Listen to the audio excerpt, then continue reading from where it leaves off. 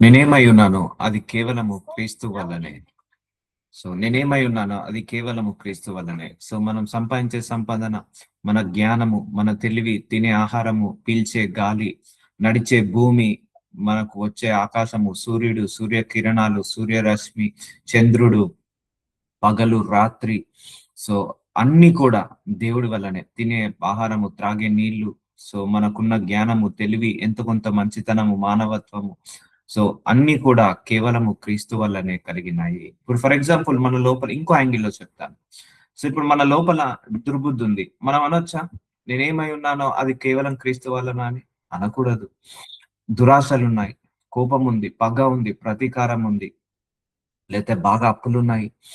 ఇలాంటి సందర్భాల్లో నువ్వు అనొచ్చా దేవుణ్ణి, ఇది నేనేమై కలిగి ఉన్నాను అది క్రీస్తు వల్లనే? కొన్ని మనం చేసుకున్న అజాగ్రత్తల వల్లనే.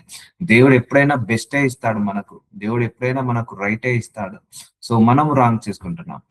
దేవుడు ఫస్ట్ భూమిని, ఆకాశాన్ని, సూర్యుని, చంద్రుడిని, సెలేర్లను, చెట్లను, జంతువులను అన్నిటిని సృష్టించినప్పుడు చూడ్డానికి ఏమన్నాడు దేవుడు? బాగున్నాయి అన్నాడు. అన్ని కూడా బాగున్నాయి. ఆయన సృష్టి అంతా బాగుందండి. ఆయన సృష్టించిన వాటన్నిటిలో అన్ని బాగున్నాయి. కానీ మనమే కొన్ని తప్పులు చేసుకొని, పొరపాటు చేసుకొని మనము దేవుణ్ణి బ్లేమ్ చేస్తుంటాం. అందుకే మనం ఏమై కలిగి ఉన్నామో, అంటే మంచి మంచి విషయంలో ఏదైతే కలిగి ఉన్నామో అది క్రీస్తు వల్లనే. చెడు విషయంలో అయితే ఆయనకు సంబంధం లేదండి. ఇప్పుడు మన శరీరం అంతా కోపంతో, కామంతో, క్రోధంతో, వేదన, లేకపోతే రోషంతో, పౌరుషంతో నిండుకుంది. అది దేవుడి వల్ల వచ్చింది కాదు. ఒక వ్యక్తి బాగా తాగి తందనాలాడి, లేకపోతే బాగా తాగి తాగి లివర్ పాడు చేసుకున్నాడు. దాని వల్ల నువ్వు దేవుడికి ఏమైనా సంబంధం ఉందా? సో ఒక వ్యక్తి స్పీడ్ గా బైక్ మీద డ్రైవింగ్ వెళ్ళి లారీ కింద పడిపోయాడు, లేకపోతే ఒక యాక్సిడెంట్ చేసుకున్నాడు, దానికి ఏమైనా దేవుడికి ఏమైనా సంబంధం ఉందా? ఆ సందర్భంలో అనొచ్చా, నేనేమై ఉన్నాను అది కేవలం క్రీస్తు వల్లనే అని? అనకూడదు అట్లా. సో నీకు ఉన్న మంచిది, నువ్వు అనుభవిస్తున్న ప్రతి మంచి కూడా దేవుడి దగ్గర నుంచి వచ్చిందే. దేవుడి దగ్గర నుంచి వచ్చిందే. నువ్వు ఏది పడితే అది నీ ఆరోగ్యాన్ని పాడు చేసుకున్నావు. సో అది దేవుడి నుంచి వచ్చిందా? నువ్వు కరెక్ట్ గా లేక చేసుకున్నావు. అప్పుడు నువ్వు అనొచ్చా, నేను ఏదే కలిగి ఉన్నాను అది క్రీస్తు వల్లనే అని? అర్థమవుతుందా అండి? మనకున్న ప్రతి మంచి ఈవులన్నీ కూడా దేవుడిచ్చినదే. మనం చేసుకున్న చెడు వల్ల చెడు వచ్చినప్పుడు అది కూడా దేవుడి వల్లనే అని మాత్రం అనొద్దు. ఇప్పుడు మన శరీరం అంతా దుర్బుద్ధి, దురాశ, దురాలోచనతో నిండుకుంది. అప్పుడు ఆ సందర్భంలో మనం అనొచ్చా, నేనేమై కలిగి ఉన్నానో అవన్నీ కూడా క్రీస్తు వల్లనే అని? కాదు. నీ శరీరంలో ప్రేమ, శాంతి, దీర్ఘశాంతము, సహనము, ఓపిక, విశ్వాసము ఇవన్నీ ఉన్నప్పుడు అది నీకు క్రీస్తు వల్ల అనుగ్రహించబడింది. అర్థమవుతుందా అండి? చూద్దాము. మీ అపరాధముల చేతను, పాపముల చేతను మీరు చచ్చిన వారే ఉండగా ఆయన మిమ్మును క్రీస్తుతో కూడా బ్రతికించెను. ఎఫెసీలకు రాసిన 2వ అధ్యాయము 1వ వచనము. చూసారా? మన అపరాధములు, పాపముల చేత మనం చచ్చిన వారై ఉండగా ఆయన మిమ్మును క్రీస్తుతో కూడా బ్రతికించెను. మన అన్ని కొట్టివేయబడ్డాయి. 2000 సంవత్సరాల క్రితమే మన అపరాధములను, మన పాపములను యేసు ప్రభువారు తీసుకున్నారు. ఆయన కృప, ఆయన కనికరం, ఆయన కృప చొప్పున మనం పరలోకానికి వెళ్తున్నాము. ఆయన కనికరం చొప్పున మనం పరలోకానికి వెళ్తున్నాము. ఇప్పుడు మనం ఎవరి కోసం జీవించాలి?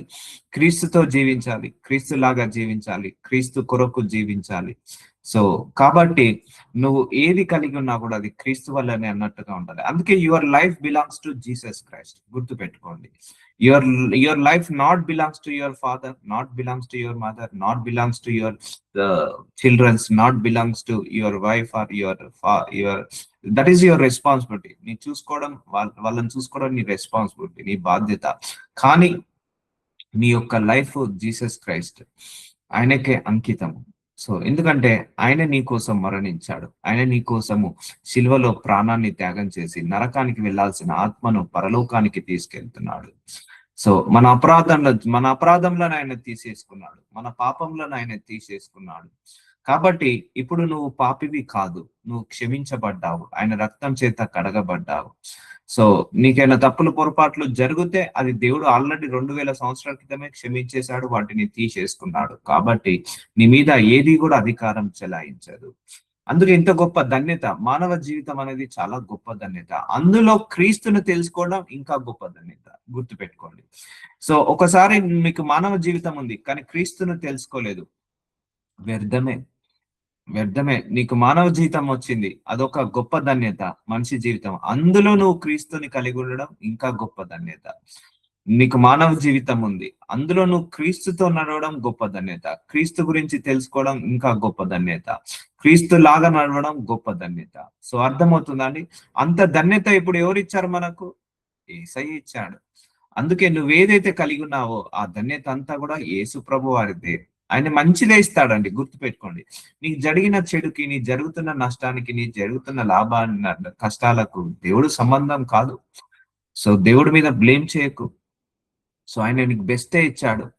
సో ఆనాడు ఆదాముకి బెస్ట్ అన్ని ఫ్రంట్స్ అన్ని ఇచ్చేసాడు. మంచి బెస్ట్ తోట ఇచ్చేసాడు.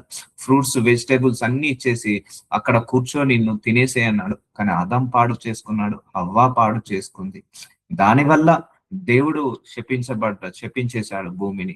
అంతేకాని దాంట్లో దేవుడి యొక్క పాత్ర ఏమీ లేదు. అందుకే నువ్వు కూడా ఏదైనా తప్పులు, పొరపాట్లు, పాపాలు, దోషాలు చేసిన దాన్ని బట్టే నీకు ఆ లైఫ్ నడుస్తుంటది. కానీ ఇంకా వేరేది ఏం లేదు. దేవుడు ఎప్పుడు నిన్ను కష్టపెట్టాలనో, నష్టపెట్టాలనో చూడడు. మీరు వాటిని చేయొచ్చు, వాయుమండల సంబంధమైన అధిపతిని. సో నిన్న చెప్పాను నేను. సో మన లోపల ఏం ఎదగాలి? ప్రేమ, దీర్ఘశాంతము, సహనము, ఓపిక, విశ్వాసము, ఇవన్నీ కూడా ఎదగాలి. ఇవన్నీ దేవుడి దగ్గర నుంచి వచ్చేది. ఇప్పుడు మన లోపల దుర్బుద్ధి ఉంది, దురాశ ఉంది. నువ్వు అనొచ్చా ఇది కూడా దేవుడి వల్లనే వచ్చిందని? కాదు. అది ఎవరి వల్ల వచ్చిందట? వాయుమండల సంబంధమైన అధిపతి అనగా అవిధేయులైన వారిని ఇప్పుడు ప్రేరేపించు శక్తిని, అధిపతిని అనుసరించి ఈ ప్రపంచ ధర్మం చొప్పున ముడుపు నడుచుకొని చుంటిరి. ఇది వరకు మీరు నడుచుకొని ఉండొచ్చు, కానీ ఇప్పుడు మనకందరికి వాక్యం అయింది కదా. సో వాయుమండలమైన సంబంధి అధిపతి అంటే ఎవరు? దురాత్మ శక్తులు, అంధకార శక్తులు. వాటి వల్ల మనకు ఈ ప్రాబ్లమ్స్ అన్ని కూడా. అర్థమవుతుందా? సో నీకు మంచి జరుగుతుంది, అది దేవుడి వల్లనే. చెడు జరుగుతుంది అంటే ఇలాంటి వాయుమండల సంబంధాలైన అధిపతుల వల్లనే. కాబట్టి నువ్వు జాగ్రత్తగా గమనించుకుంటూ, ప్రార్థించుకుంటూ వెళ్ళాలి నీ లైఫ్ లో. ఎందుకంటే నిన్ను డిస్టర్బ్ చేయడానికి ఒకరు ఉంటారు. మనం అపవాదికి చోటు ఎప్పుడు ఇవ్వద్దండి. మనం అపవాదికి చోటు ఇచ్చి దేవుణ్ణి బ్లేమ్ చేయొద్దు. సో దేవుడిని బ్లేమ్ చేయాలనే ఈ అపవాది చూస్తుంటా అంటాడు. సో శక్తిని, అధిపతిని అనుసరించి ఈ ప్రపంచ ధర్మము చొప్పున ముడుపు నడుచుకుంటుంది. ఈ ప్రపంచ ధర్మం చొప్పున ముడుపు నడుచుకున్నారు. కానీ ఇప్పటి నుంచి నువ్వు క్రీస్తులాగా నడువు. ఇహలోహ ఇహలోహ సంబంధమైన ఆశయాల మీద, ఆశీర్వాదాల మీద మనసు పెట్టక, పరలోక సంబంధమైన ఆశయాల మీద మనసు పెట్టు. ఈ ప్రపంచ ధర్మము చొప్పున మునుపు నడుచుకుంటిరి. వారితో కలిసి మనందరము శరీరం యొక్కయు, మనసు యొక్కయు కోరికలను నెరవేర్చుకొనుచు, మన శరీరాశలను అనుసరించి మునుపు ప్రవర్తించుచు. చూసారా అండి?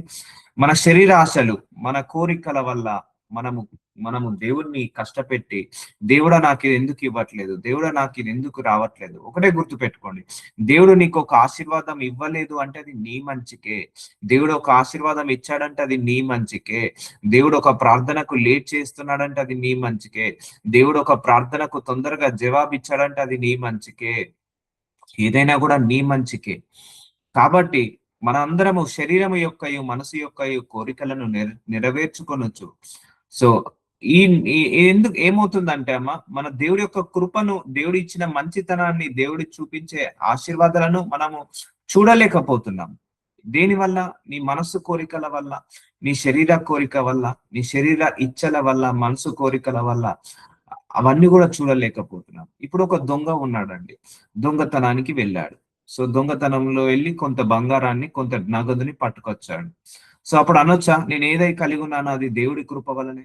సో దేవుడు ఎప్పుడైనా కూడా దొంగతనం చేయమని చెప్పాడా? చెప్పలేదు కదా. సో అర్థమవుతుందా అండి?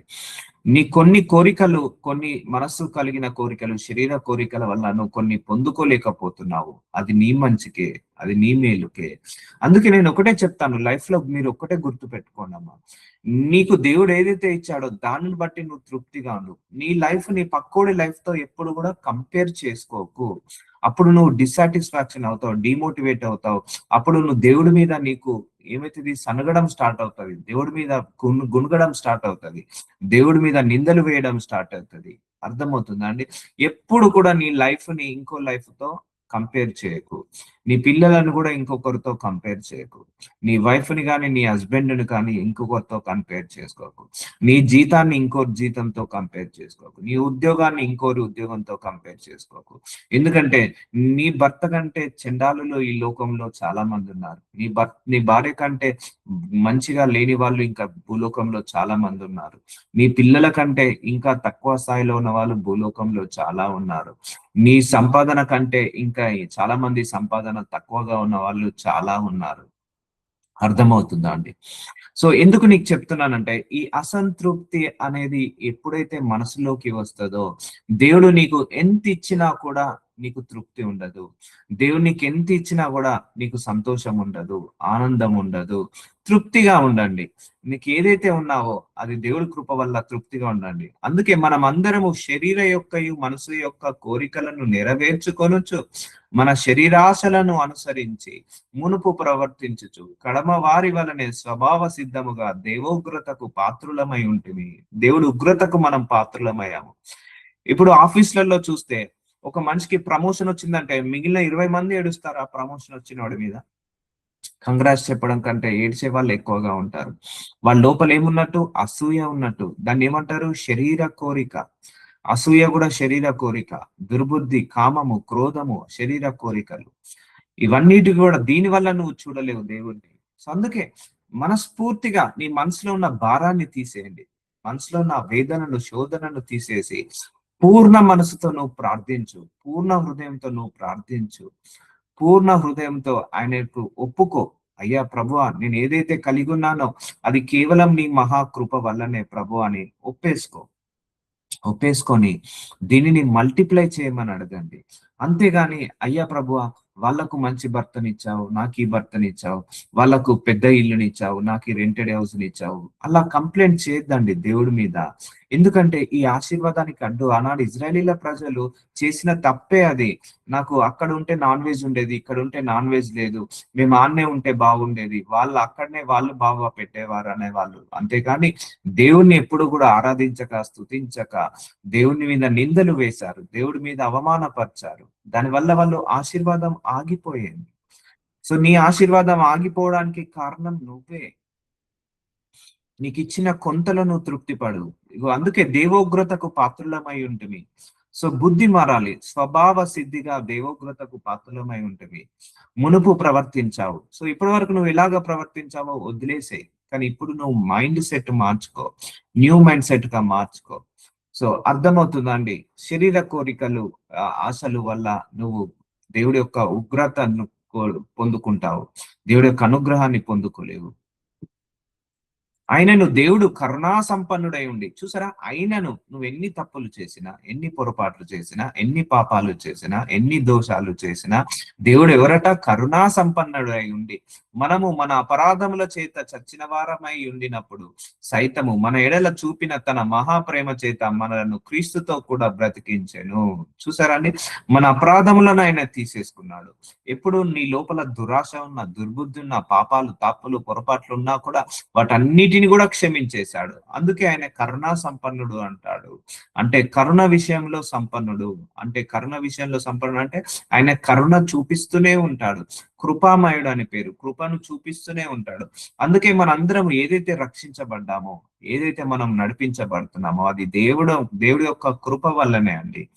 సో తన మహాప్రేమ చేత మనలను క్రీస్తుతో కూడా బ్రతికించాడు. చూసారా, దేవుడి యొక్క ప్రేమ, దేవుడి యొక్క కరుణ, దేవుడి యొక్క వాత్సల్యము, దేవుడి యొక్క దయ, దేవుడి యొక్క మంచితనము, దేవుడి యొక్క దయాలత్వము, దేవుడి యొక్క కరుణా సంపన్నత, ఇవన్నీ మనల్ని కాపాడుతుంది. అందుకే నువ్వు ఈ రోజు వరకు ఏదైతే కలిగి ఉన్నావో అది కేవలము క్రీస్తు వల్లనే. మంచిదే. నువ్వు అనవసరమైన వ్యసనాలకు వెళ్ళి నువ్వు తెచ్చుకున్న తప్పుల వల్ల, నువ్వు తెచ్చుకున్న పొరపాట్ల వల్ల, నువ్వు తెచ్చుకున్న రోగాల వల్ల దేవుని నిందించమాక. ఒక వ్యక్తి ఉన్నాడు, విచ్చలవిడిగా ఖర్చు పెట్టాడు. సో పొద్దున్న లేస్తే తాగుడు, రాత్రి లేస్తే తాగుడు, అప్పుల పాలయ్యాడు. అప్పుడు దేవుని నువ్వు బ్లేమ్ చేయొచ్చా? తాగి తాగి లివర్ పాడు చేసుకున్నాడు, అప్పుడు నువ్వు దేవుణ్ణి బ్లేమ్ చేయొచ్చా? తిరిగి వీళ్ళతో ఫ్రెండ్స్ తో తిరిగి జూదమాడి, లేకపోతే వ్యసనాలకు ఖర్చు పెట్టి అప్పుల పాలయ్యాడు, అప్పుడు నువ్వు దేవుణ్ణి బ్లేమ్ చేయొచ్చా? అప్పుడు నువ్వు అడిగి దేవా నా ప్రార్థనకు జవాబు ఇవ్వమనొచ్చా? సో అర్థమవుతుందా అండి?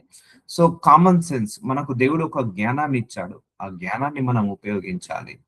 సో దేవుడు కరుణా సంపన్నుడు అండి, ఆయన ప్రేమమూర్తి అండి, ఆయన వాక్య స్వరూపి అండి. ఆయన మన కోసము మరణించి మన తప్పులను పొరపాట్లను అన్నిటిని తీసేసుకొని మనందరినీ క్షమించేశాడు. కృప చేత మీరు రక్షింపబడి ఉన్నారు. చూసారండి, because of God's grace, God's mercy only we are saved. మనందరం రక్షించబడ్డాము. ఇందులో మన గొప్పతనం లేదు. ఈరోజు దేవుడు నన్ను పిలుచుకున్నాడు, మిమ్మల్ని పిలుచుకున్నాడు. ఆయన పిలుచుకున్నాడు కాబట్టి ఆ పిలుపుకి మనం లోబడగలిగాం. ఇప్పుడు పిలుచుకోలేని వాళ్ళు ఎంతమంది ఉన్నారు? అనేక మంది ఉన్నారు. నువ్వు ఏదైతే నమ్మావో, ఏదైతే బాప్తిజం తీసుకున్నావో, ఏదైతే మందిరానికి వెళ్తున్నావో, ఏదైతే వాక్యం వింటున్నావో, ఏదైతే వాక్యాన్ని నేర్చుకుంటున్నామో, ఏదైతే విశ్వాసంలో ఉన్నావో, ఏదైతే పరిశుద్ధంగా నీతిగా నిజాయితీగా ఉంటున్నామో, అది because of God grace only. దేవుడి కృప చేతనే మనందరం బ్రతుకుతున్నామండి. మీరు గ్రహించారో లేదో తెలియదు, కానీ నీ తెలివి కాదు, నీ యుక్తి కాదు, నీ బలము కాదు, నీ శక్తి కాదు, నీ తెలివి కాదు, నీ సంపాదన కాదు, ఏది కాదు, కేవలము నీ దేవుడి యొక్క కృప వల్లనే మనందరం రక్షించబడ్డాము. దేవుడి యొక్క కృప వల్లనే మనందరము బ్రతుకుతున్నాము. దేవుడి యొక్క కృప వల్లనే మనందరికీ ఇన్ని మంచి ఈవులను ఇచ్చాడు. దేవుడు అందరికీ మంచే ఇచ్చాడు. కాలక్రమేణా మనము ఈ లోకంతో స్నేహం చేసి శరీర ఆశల వల్ల, మా నేత్రాశల వల్ల, మనస్సు ఆశల వల్ల మనము కొన్ని పొందుకోలేక దేవుడి మీద కంప్లైంట్ చేశాము. క్రీస్తు యేసునందు ఆయన మనకు చేసిన ఉపకారము ద్వారా, చూసారా, క్రీస్తు యేసునందు ఆయన మనకు చేసిన, దేవుడు మనకు చేసిన ఉపకారం. దేవుడు ఎప్పుడైనా మనకు ఉపకారమే చేస్తాడు, కానీ అపకారం చేసే దేవుడు కాదండి. అత్యధికమైన తన కృప మహాదైశ్వర్యమును, చూసారా, అత్యధికమైన తన కృపను మహాదైశ్వర్యమును. ఇంతకుముందు ఏం చెప్పాడు ఇక్కడ? కరుణా సంపన్నుడు, ప్రేమ, ఆయన ప్రేమ వల్ల, ఇక్కడ ఉపకారము ద్వారా, కృపా మహాదేశను రాబో యుగంలో కనపరచు నిమిత్తము నిన్ను పరలోకానికి ఆయన కృప వల్ల తీసుకెళ్తున్నాడు. అందుకే నిన్ను నువ్వు ఎప్పుడు పొగుడుకోమాక. దేవుడికి ఇష్టం ఉండదండి. నువ్వు అన్ని వేళలా దేవుడికే గ్లోరీ ఇవ్వు, అన్ని సమయాల్లో దేవుడికే గ్లోరీ ఇవ్వు. ఆయన కృప వల్ల మనం రక్షించబడ్డాము, ఆయన ప్రేమ వల్ల మనం నడిపించబడుతున్నాము, ఆయన కరుణ వల్ల మనందరము క్షమించబడ్డాము. ఆయన కృప, కనికరము, ప్రేమ, దయ వల్ల మనకి ఈ యుగంలో కాదు, ఈ లోకంలో ముగించిన తర్వాత పరలోకంలో కూడా మనం నివసించగలుగుతున్నాం అంటే because of God grace only. ఎందుకంటే తప్పు చేయని వాడు ఎవడు లేడు, పొరపాటు చేయని వాడు ఎవరు లేరు. అయినా కూడా తప్పులు పొరపాటు చేసినా కూడా అందరినీ క్షమించేసి మన అందరినీ పరలోకానికి తీసుకెళ్తున్న దేవాది దేవుడికి శతకోటి వందనాలు, శతకోటి స్తోత్రాలు. అందుకే ఈ మానవ జీవితం గొప్ప జీవితం అండి, దాని మీద సనగకు. అర్థమవుతుందా? నువ్వు క్రీస్తుని కలిగి ఉన్నావు, క్రీస్తుని తెలుసుకొని బ్రతుకుతున్నావు, అది ఇంకా గొప్ప ధన్యత. క్రీస్తు యేసునందు మనలను, చూసారా, క్రీస్తు యేసునందు మనలను ఆయనతో కూడా లేపి పరలోకమందు ఆయనతో కూడా కూర్చుండబెట్టాను. Already we have confirmed in the seat in the heaven. మన సీటు ఆల్రెడీ ఎక్కడ కన్ఫర్మ్ అయింది? పరలోకంలో కన్ఫర్మ్ అయింది. ఎవరిచ్చారు? అది యేసయ్య ఇచ్చాడు. ఎవరి ద్వారా? క్రీస్తు యేసు ద్వారా ఆయనతో కూడా లేపి. సో మనము ఎలాగైతే క్రీస్తు యేసు ప్రభువారు మరణించి 3వ రోజుకి ఎలాగైతే తిరిగి లేచాడో, మనల్ని కూడా దేవుడు అలాగే లేపి ఆయనతో కూడా పరలోకమందు కూర్చుండబెట్టాను. చూసారా, ఈ రోజు నీకు పరలోకంలో ఒక కుర్చీ కన్ఫర్మ్ గా ఉంది. ఈ రోజు నీకు పరలోక రాజ్యంలో ఒక ప్లేస్ కన్ఫర్మ్ గా ఉంది, బికాస్ ఆఫ్ గాడ్ గ్రేస్ అండి. యేసు ప్రభువారు ఏం చెప్పాడు వెళ్ళేటప్పుడు? నేను వెళ్తున్నాను, మీ అందరి కోసము రూములను సిద్ధపరుస్తున్నాను, స్థలాలను సిద్ధపరుస్తున్నాను అని చెప్పేసి వెళ్ళాడు. అది ఆయన కృప. ఆయన కృప వల్ల స్థలాలు సిద్ధపరచబడుతున్నాయి, ఆయన ప్రేమ వల్ల స్థలాలు సిద్ధపరచబడుతున్నాయి, ఆయన కృప వల్ల మనం పరలోకానికి వెళ్తున్నాము. అర్థమవుందా? రేపు మనం పరలోకంలో ఉన్నాము అంటే because of God grace only. ఉన్నాము అంటే ఇక అందరికీ కన్ఫర్మేషన్, మనందరికీ కూడా. సో అర్థమవుతుందా? దేవుడు నీ పట్ల ఎన్ని మేలు చేశాడో ఇప్పుడు అర్థమవుతుందా? పరలోకానికి వెళ్ళడం అంత ఈజీ అనుకుంటున్నారా? అంత ఈజీ కాదమ్మా. కానీ దేవుడు ఆయన మరణం ద్వారా మనకు అంతా ఈజీ చేసేసాడు. ఇప్పుడు నా దగ్గర ఒక 10,000 కోట్లు ఉన్నాయి, నేను పరలోకంలో సీట్ కొనుక్కోలేను. సో నువ్వు జస్ట్ ఆయన అంగీకరిస్తే చాలు, నీకు ఆ పరలోకంలో నివాసాన్ని నేను పెట్టేశాను. సో ఇంత పెద్ద కృప, ఇంత పెద్ద కరుణామయుడు. అందుకే భూలోకంలో కొన్ని ఆశీర్వాదాలు నీకు రాలేదని దేవుణ్ణి నిందించకు, దేవుడి మీద నువ్వు సనగకు, అలగకు. సో అర్థమైందా? చాలా మందికి ఒక దేవుణ్ణి బ్లేమ్ చేయడం చాలా ఒక ప్యాషన్ అండి.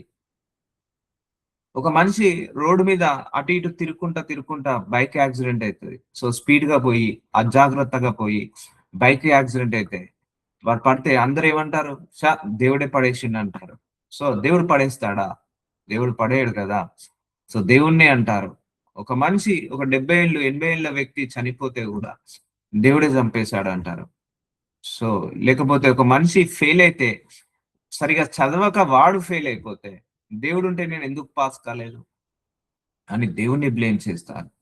ఉద్యోగానికెళ్ళినప్పుడు, లేకపోతే గర్భఫలము రానప్పుడు, దేవుడుంటే ఎందుకు ఈ గర్భఫలం రాలేదు? దేవుడుంటే ఎందుకు ఈ ఈ యొక్క ఆహ్, వివాహము జరగదు? ఈ అమ్మాయితో, ఈ అబ్బాయితో ఎందుకు సెట్ చేయడు? అని చాలా మందికి దేవుడిని బ్లేమ్ చేస్తారు. ఆ బ్లేమ్ చేయడం వల్ల నువ్వు ఆశీర్వాదాలు పొందుకోలేవు. ఎందుకు నీకు తెలుసా? ఆ అమ్మాయిని పెళ్లి చేసుకుంటే, ఆ అబ్బాయిని పెళ్లి చేసుకుంటే నీ బతుకు ఎలా ఉంటదో? నీకు తెలుసా? ఆ గర్భఫలంలో ఇప్పుడే పిండం పడితే అది శ్రేష్టమైన పిండమో కాదో నీకు తెలుసా? తెలియదు కదా!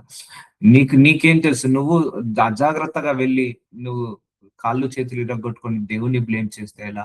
నువ్వు విచ్చలవిడిగా డబ్బు ఖర్చు చేసి ఆహ్, అప్పుల పాలయ్యి నువ్వు దేవుడిని బ్లేమ్ చేస్తే ఎలా? నువ్వు విచ్చలవిడిగా తాగి, మందు తాగి, డ్రగ్స్ తీసుకొని నీ లివర్, కిడ్నీలు పాడు చేసుకుంటే, నీ హార్ట్, నీ యొక్క బ్రెయిన్ పాడు చేసుకుంటే దేవుడిని నిందిస్తే ఎలా? సో దేవుడు నీకు జ్ఞానాన్ని ఇచ్చాడు. ఆ జ్ఞానంతో నడుచుకో అంటున్నాడు. సో చూసారా, పరలోకమందు ఆయనతో కూడా మనల్ని కూర్చోబెట్టాడు. ఎంత మహాకృప అండి! ఎంత గొప్ప కృప అండి! అందుకే ఈ భూలోక ఆశీర్వాదాలను బట్టి నువ్వు దేవుణ్ణి నిందించకు. ఆహ్, నీ లైఫ్‌ని ఎప్పుడు ఇంకోరితో కంపేర్ చేసుకోకు. అప్పుడు నీకు దురాశ మొదలైతది. దురాశ దుఃఖానికి చేటు. నీ లోపల అత్యాశ మొదలవుతది. అత్యాశగా ఉన్న వాళ్ళు ఎప్పుడు కూడా తృప్తి పడలేరు. దేవుడు నీకేదైతే ఇచ్చాడో దాంట్లో నువ్వు తృప్తి చెందు, సంతృప్తి చెందు. కావాలంటే ఇంకెక్కువగా అడుగు. ఇంకెక్కువగా ప్రయత్నించు, ప్రయాసపడు, ప్రార్థించుకో. దేవుడు తప్పకుండా అనుగ్రహిస్తాడు. మీరు విశ్వాసము ద్వారా కృపచేతనే రక్షించబడి ఉన్నారు. ఇది మీ వలన కలిగినది కాదు, దేవుని వరమే. చూసారా అండి? మనందరము రక్షించబడ్డామండి. నేనెప్పుడు అనుకోలేదు యేసయ్యని నమ్ముకోవాలని. నేనెప్పుడూ అనుకోలేదు ఆయనలో నడవాలని, లేకపోతే ఇలా క్రైస్తవుడిగా మారాలని, అన్యుడి నుంచి క్రైస్తవుడిగా మారాలని. ఆయన కృపచేత రక్షించబడ్డాము. ఇది నా వలన కలిగిన కాదు, దేవుని వరం. అందుకే దేవుడి వరం. అందుకే నేను ఏదైతే కలిగి ఉన్నానో అది దేవుడి యొక్క కృపనే. నాకేదైతే దేవుడు జ్ఞానం ఇచ్చాడో, ఏదైతే శక్తినిచ్చాడో, ఏదైతే ప్రార్థిస్తుండగా స్వస్థతలు, విడుదలలు జరుగుతున్నాయో, అది నా వల్ల కలిగినది కాదు. దేవుడి యొక్క వరము. ఏ జ్ఞానము, ఏ తెలివి, ఏ విశ్వాసం, ఎంతో కొంత విశ్వాసంలో నడుస్తున్నాము. పరిశుద్ధతలో, పవిత్రతలో నడుస్తున్నాము. నీతిలో నడుస్తున్నాము. అంటే అది దేవుడి యొక్క వరము. అందుకే నేను బ్లైండ్‌గా చెప్తాను. నేను హోల్ హార్టెడ్‌గా చెప్తాను. నేను ఏదైతే కలిగి ఉన్నానో అది కేవలము దేవుడి యొక్క కృప వల్లనే. నాకున్న ఆ హీలింగ్ గిఫ్ట్ కావచ్చు, డెలివరెన్స్ గిఫ్ట్ కావచ్చు, ప్రొఫెటిక్ గిఫ్ట్ కావచ్చు, బైబిల్ ప్రీచింగ్ గిఫ్ట్ కావచ్చు. అన్నీ కూడా దేవుడి యొక్క వరమే. దీంట్లో నేను ఏది కూడా అడిగింది లేదు. సో దేవుడు అనుగ్రహించాడు.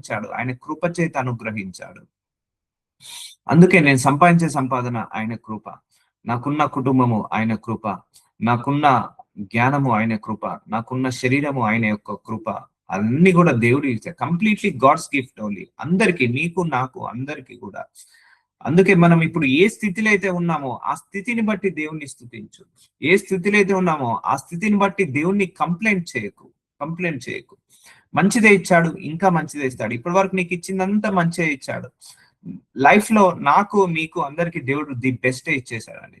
కానీ ఈ లోక దురాశల వల్ల, ఈ లోక మాలిన్యం వల్ల నువ్వు ఆయన ఇచ్చిన బెస్ట్‌ని నువ్వు మర్చిపోతున్నావు. ఆయన ఇచ్చిన బెస్ట్‌ని నువ్వు రికగ్నైజేషన్ చేయట్లేదు. అర్థమవుతుందా? నీకు మంచి భర్తనే ఇచ్చాడు. నీకు మంచి పిల్లల్నే ఇచ్చాడు. మంచి భార్యనే ఇచ్చాడు.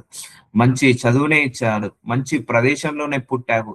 నువ్వు మంచిగా ఉద్యోగం గూడా చేసుకుంటున్నావు. మంచి సంపాదన సంపాదించుకుంటున్నావు. అన్నీ ది బెస్టే ఇచ్చేసాడు. సో, కానీ ఇంకా అసంతృప్తి. అసంతృప్తి వల్ల నువ్వు నెక్స్ట్ లెవెల్‌కి వెళ్ళలేవు.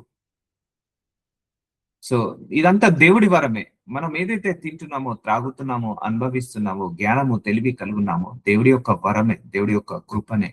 అందుకే నిన్ను నువ్వు ఎప్పుడు పొగుడుకోమాక. ఒకటే గుర్తుపెట్టుకోండి.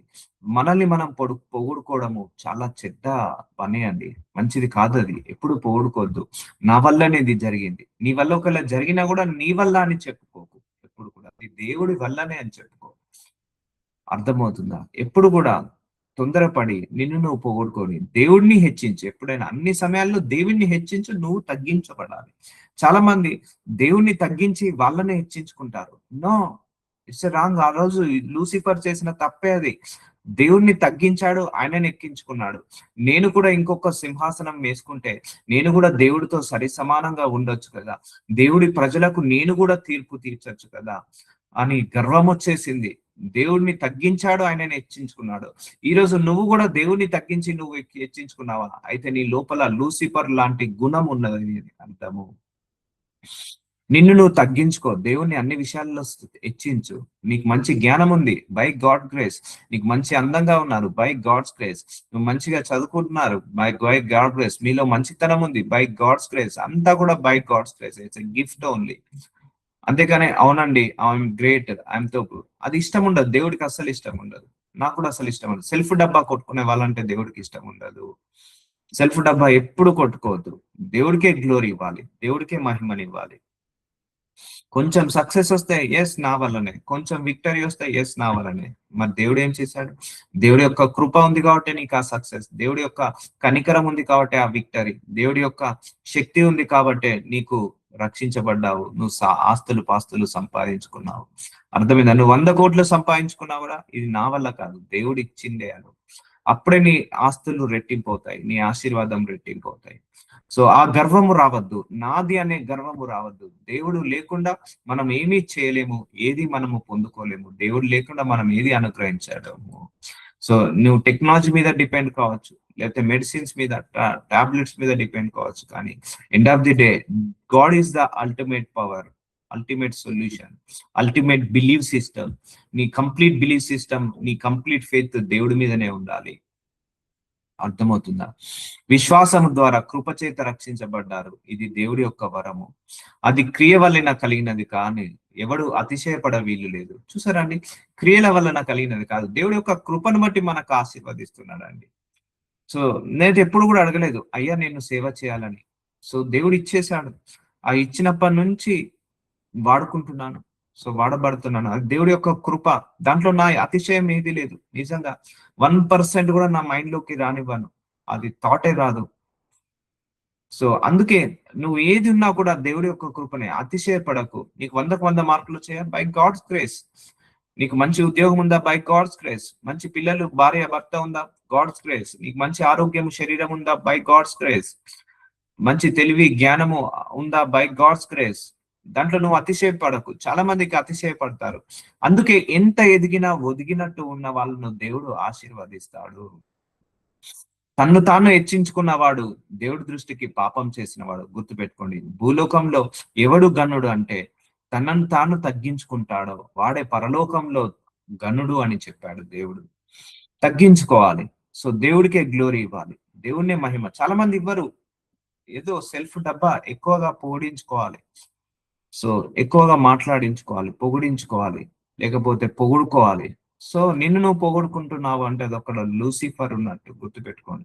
లూసిఫర్ వాణ్ణి వాడు పొగుడుకున్నాడు, దేవుణ్ణి పొగడక. ఆ శక్తి ఎలా వచ్చింది మరి లూసిఫర్ కి? 99% పవర్ ఇచ్చేసాడండి దేవుడు. లూసిఫర్ కి 99% పవర్ ఇచ్చేసాడు. దేవుడి తర్వాత ఇక నెక్స్ట్ ఎవరంటే ఆ పరలోకంలో లూసిఫర్ అంత శక్తి ఇచ్చేశాడు. ఆ శక్తి వల్ల నాకు గర్వము, ఇక నేనే శక్తిమంతుడని అన్నాడు. నా వల్ల దేవుడు మహిమ పొందుకుంటాడు అన్నాడు. సో అర్థమవుతుందా అండి? నువ్వెంత సంపాదించినా ఒదిగి ఉండు, దేవుడికే మహిమ పరచుకో. నువ్వెంత పెద్ద దైవజనుడు అయినా, నువ్వెంత పెద్ద దైవజనురాలైనా, నువ్వెంతగా వాక్యం బోధించినా, నువ్వు ప్రార్థన చేస్తే ఎన్ని అద్భుతాలు జరిగినా, నిన్ను నువ్వు పొగుడుకోమాక, ఇంకొకరితోట పొగిడించుకోమాక, ఇంకొకరిని నువ్వు నువ్వు నిన్ను నువ్వు హెచ్చించుకోమాక. దేవుణ్ణి హెచ్చించు, దేవుణ్ణి హెచ్చించు.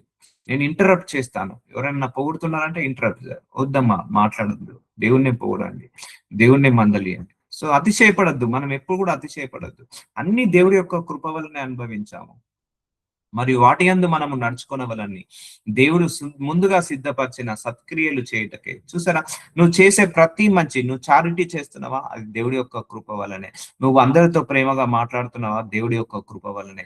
కాదు, అందరి మీద పగబడుతున్నావా, అది మాత్రం దేవుడి యొక్క కృప కాదండి. నేను చెప్పాను, 2 యాంగిల్లో చెప్తున్నాను మిమ్మల్ని. నువ్వేదైతే కలిగి ఉన్నావో అది కేవలం క్రీస్తు వల్లనే. మంచి అన్ని క్రీస్తు వల్లనే. ఒకవేళ నీ లోపల దుర్బుద్ధి, దురాశ, దురాలోచనలు, కామము, క్రోధం ఉండి ఆ సమయంలో కూడా నేను ఏదైతే కలిగి ఉన్నానో అది క్రీస్తు వల్లనే అనడం కరెక్ట్ కాదు. అర్థమవుతుందా? మరియు వాటి యందు మనము నడుచుకోవాలని, వేటి యందు విశ్వాసంలో నడుచుకోవాలి, నీతిలో నడుచుకోవాలి, పరిశుద్ధతలో నడుచుకోవాలి, పవిత్రతలో నడుచుకోవాలి. దేవుడు ముందుగా సిద్ధపరిచిన సత్క్రియలు చేయుటకై మనము క్రీస్తు యందు సృష్టించబడిన వారమై ఆయన చేసిన పని అయి ఉన్నాము. మనందరం ఆయన చేతి పని వాళ్ళమాట, క్రీస్తు యందు సృష్టించబడిన వారమై. సో గొప్ప ధన్యత, నువ్వు క్రీస్తుని తెలుసుకొని ఉన్నావు, చాలా మనీ లైఫ్ చాలు. ఆయనతో నడువు, ఆయన పోలిక చొప్పున నడువు, విశ్వాసంలో నడువు, నీతిలో నడువు, పరిశుద్ధతలో నడువు, పవిత్రతలో నడువు. మిగిలిన అన్ని ఆయన్నే టేక్ కేర్ చేస్తాడు, ఆయన్నే చూసుకుంటాడు. సో అందుకు నా కృప నీకు చాలును. 2 కొరింథీయులకు రాసిన 12:9 దేవుడు ఏమంటున్నాడు, నా కృప నీకు చాలు. చూసారా అని, దేవుడి యొక్క గ్రేస్ ఉంటే నువ్వు రాజువు కావచ్చు, నువ్వు ప్రధానమంత్రి కావచ్చు. దేవుడి యొక్క గ్రేస్ ఉంటే నువ్వు గొప్ప జనంగా కావచ్చు. అందుకే ఆయన కృప చాలా గొప్ప. ఆ కృపను బట్టి నువ్వు అనుగ్రహించు. అందుకే ఆయన కృప మన అందరి మీద ఉన్నది కాబట్టి ఈ రోజు ఈ స్థాయిలో ఉన్నాము. లేకపోతే ఎప్పుడో మనం ఇంకా పాతాళ స్థాయికి వెళ్ళిపోయే వాళ్ళము. అర్థమవుతుందా అండి? అందుకే ఆయన కృపకు వందనాలు. Thank you Jesus for your mercy, thank you Jesus for your grace అని మనము థ్యాంక్స్ చెప్పాలి ప్రతిరోజు కూడా. ఆయన కృప వల్లనే మనకి ప్రేయర్ మీటింగ్, ఆ కృప వల్లనే మనకి వాక్యము, ఆ కృప వల్లనే మనకు స్వస్థతలు, ఆయన కృప వల్లనే మనకు విడుదలలు, ఆయన కృప వల్లనే మనకు ఈ జ్ఞానము, ఈ తెలివిని ఇస్తున్నాడు. ఈ రోజు నువ్వు వాక్యం వింటున్నావంటే దేవుడి యొక్క కృప, ఆయన చిత్తమై ఉంది. మనం వాక్యాన్ని వినగలుగుతున్నామంటే ఆయన చిత్తమై ఉంది. బలహీనత యందు నా శక్తి పరిపూర్ణమగుచున్నదని. నువ్వు బలహీనతమే, కానీ బలహీనతల్లో కూడా దేవుడి యొక్క నీకు శక్తినిచ్చి నిలబెడతాడు. అది కూడా ఆయన కృపనే. ఆయన నాతో చెప్పాను, కాగా క్రీస్తు శక్తి నా మీద నిలిచి ఉండు నిమిత్తము. చూసారా, యేసయ్య శక్తి మన మీద నిలిచి ఉండు నిమిత్తము. అందుకే నువ్వేదై కలిగి ఉన్నావో అది కేవలం క్రీస్తు వల్లనే. విశేషంగా నా బలహీనత యందే బహు సంతోషంగా అతిశయపడదును. చూసారండి, నువ్వు కష్టాన్ని బట్టి స్తుతించు, నీ బాధలను బట్టి నువ్వు స్థుతించు, కానీ కంప్లైంట్ చేయకు. నువ్వు బహుగా సంతోషపడు బలహీనతలైంది. ఎందుకంటే నీ బలహీనతలైందే దేవుడి యొక్క శక్తి బయటికి వస్తుంది. నీ కష్టాల సమయంలోనే దేవుడి యొక్క శక్తి, దేవుడి యొక్క టెస్టిమోనీ, దేవుడి యొక్క కృప, కనికరము బయటికి వస్తుంది. ఇప్పుడు డాక్టర్కి ఎవరు కావాలి? రోగి కావాలా, లేకపోతే రోగం లేని వాడు కావాలా? రోగం లేని వాడు వచ్చి ఏం చేసుకుంటాడు దేవుడు. అందుకే నీ కష్టాలను, నీ బలహీనతలను, నీ శ్రమలను, నీ పోరాటాల వల్ల దేవుడు మహిమ పరచబడతాడు. బహు సంతోషంగా వస్తే. అందుకే నువ్వు ఏదైతే కలిగి ఉన్నావు అది క్రీస్తు వలనే. క్రీస్తు నిన్ను లేపాడు, క్రీస్తు నిన్ను బ్రతికించాడు, క్రీస్తు నిన్ను కుడి పార్శ్వమున కూర్చోబెట్టాడు, పరలోకమున తీసుకెళ్లాడు. సో అర్థమవుతుందా అండి? సో అందుకే పిల్లలకు కూడా ఎడ్యుకేట్ చేయండి. వాళ్ళకి ఎక్కువ మార్కులు వస్తే వాళ్ళను గర్వపడకని చెప్పండి. వాళ్ళకు మంచి జ్ఞానం ఉంటే గర్వపడకని చెప్పండి. మెమొరీ పవర్ బాగుంటే గర్వపడకని చెప్పండి. నాన్న, ఈ దేవుడు నీకు ఇచ్చాడు ఈ గిఫ్ట్, అందుకే నువ్వు ఇలా ఉన్నావు. దేవుడు నీకు ఈ శక్తిని ఇచ్చాడు, ఈ గిఫ్ట్ ని ఇచ్చాడు కాబట్టి నువ్వు సంతోషంగా ఉన్నావు అని అడగండి. మీ భర్తను కూడా, మీ భార్యను కూడా ఏ విషయంలో అతిశయపడకనండి. నాకు నా నా గ్రేట్ వల్ల, నా గ్రేట్నెస్ వద్దు, అక్కడ స్టాప్ అయిపోతుంది ఆశీర్వాదం. అందుకే మైండ్ లో ఒకటే ట్రిగర్ కావాలి, నిన్ను ఎవరైనా పొగిడారా, నేను ఏదైతే కలిగి ఉన్నానో అది క్రీస్తు వలని. నువ్వు ఏదైనా సంపాదించుకున్నావా, నేను ఏదైతే కలిగానో అది క్రీస్తు వలనే. నువ్వు ఏదైనా అప్రిసియేషన్స్, అవార్డ్స్, రివార్డ్స్, రికగ్నేషన్స్ వచ్చాయా, నువ్వు ఏదైతే కలిగి ఉన్నావు అది క్రీస్తు వల్లనే. నువ్వు నీ పిల్లల్ని పెంచుతూ పోషించుకుంటూ ఇంత దూరం తీసుకొచ్చావా, దేవుడి యొక్క కృప వల్లనే. అర్థమవుతుందా అండి? ఆయన కృప మనకు చాలు, నా కృప నీకు చాలును అన్నాడు. సో నీ బలహీనత యందు దేవుడి యొక్క శక్తి పరిపూర్ణం అవుతున్నది. సో అందుకే దేవుడు ఇరుకులో విశాలత కలిగా చేసే దేవుడు, బలహీనతలను బలాన్ని ఇచ్చే దేవుడు, శ్రమలలో సేద తీర్చే దేవుడు, అపజయాలలో విజయాన్ని ఇచ్చే దేవుడు, చీకట్లో కూడా వెలుగును ప్రసాదించే దేవుడు మన దేవుడు. సో అందుకే అందుకే నీ అనుమానం వల్ల, నీ డౌట్ వల్ల నువ్వు దేవుడి యొక్క ప్రత్యక్షతను చూసుకోలేకపోతున్నావు. గాడ్ ఈజ్ ఆల్వేస్ గ్రేట్, ఎంతమంది నమ్ముతున్నారు? గాడ్ ఈజ్ ఆల్వేస్ గుడ్, ఎంతమంది నమ్ముతున్నారు? గాడ్ ఈజ్ ఆల్వేస్ రైట్, ఎంతమంది నమ్ముతున్నారు? గాడ్ ఈజ్ ఆల్వేస్ పర్ఫెక్ట్, ఎంతమంది నమ్ముతున్నారు? సో నమ్ముట నీ వలనైతే నమ్మవాడికి సమస్తము సాధ్యము. సరే, ఇంకొక హెల్త్ ఇష్యూ వచ్చింది. దేవుని నిందించమాక, నువ్వు ఎక్కడో ఏదో తప్పు చేశావు. సో